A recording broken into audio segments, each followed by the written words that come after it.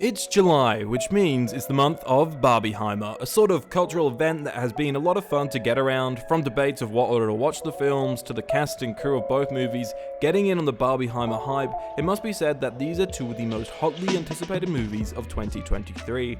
I would have loved to have seen Barbie by now, but alas, time has eluded me. So let's talk about Christopher Nolan's Oppenheimer. We all love Nolan. You'd be hard-pressed to find a filmmaker with such a consistent filmography. Shh, we're not talking about you, Tenet. But the man makes event movies, blockbusters that don't feel like your stereotypical flashy, smashy, explosion, go boom films. That's a pretty ironic thing to say, considering, you guessed it, Oppenheimer is about the creation of a bomb. A big bomb, a scary bomb.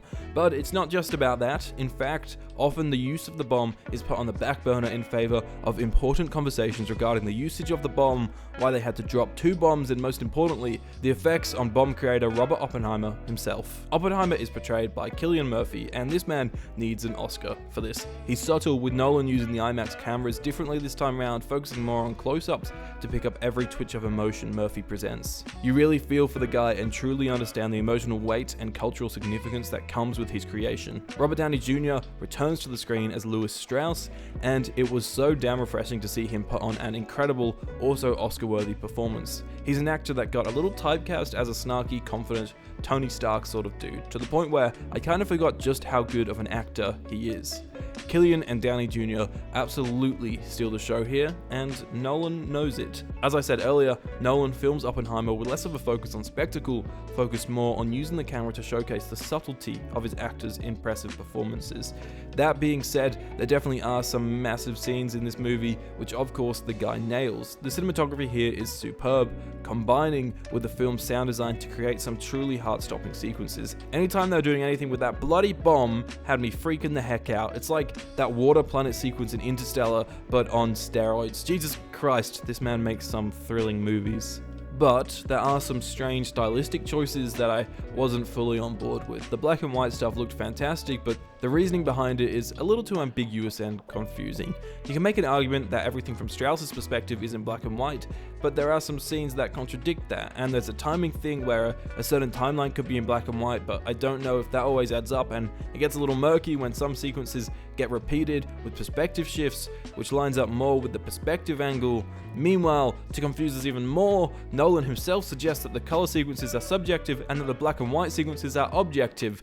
Jesus Christ. The first act is also extremely choppy in its pacing. It feels more like an hour-long montage with important scenes being rushed over and time periods being jumped around. So as you're trying to come to grips with the black and white versus color stuff, you're also bombarded with a series of really fast scenes, and the fact that the colored scenes also often take place non-linearly just made it really hard to follow, and to be honest, hard to care about many of the characters early on. Without Cillian putting in such a phenomenal performance, I don't know that this film would have been anywhere near as effective as it was.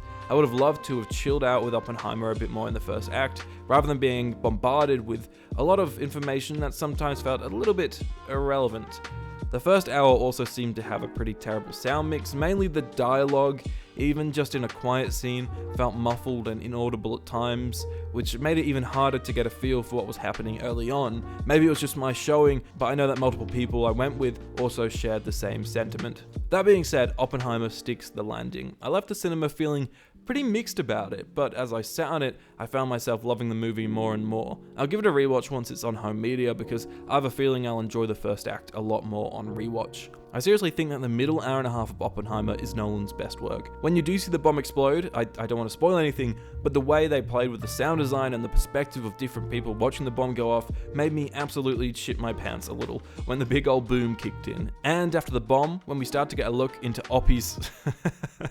I love that they call him that. When we start to get a look into Oppie's psyche, there's a scene where he addresses a crowd of people, and far out, Nolan did a truly incredible job of quite darkly and intensely portraying a feeling of anxiety and guilt. So is Oppenheimer Nolan's best complete work? For me, absolutely not, but I do think it has some of his best work within it. Does that make sense?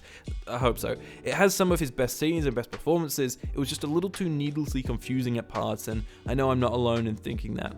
I'm not suggesting that Nolan should go fully linear for a movie, but I think sometimes when he doesn't need to go full Nolan time jumpy stuff, maybe he could show a little more restraint so that we can focus more on his incredible characters rather than having to figure out what the heck is going on for the first half of a movie. Anyways, thank you very much for watching this video. I hope you do consider subscribing and like it out to help them. God, like the video to help the algorithm. My name's Aidan Green, and this has been my review of Oppenheimer.